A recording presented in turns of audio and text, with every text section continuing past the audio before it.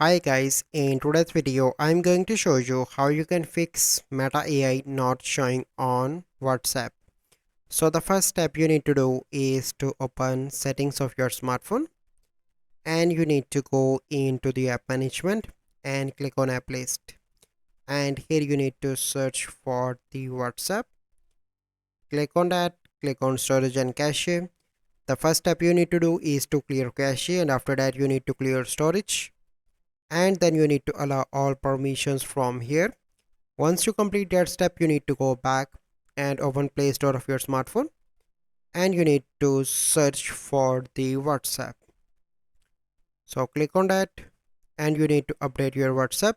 So click on this update and after that your WhatsApp will be updated, and then you need to restart your smartphone and after that you need to open WhatsApp, and here you can see the Meta AI is here, and after that you can use it to do anything that you want. So this is the process. I hope you find this video helpful. If you find this video helpful, must like this video, subscribe to our YouTube channel for future videos. We'll see you in the next video. Thank you. Have a good day.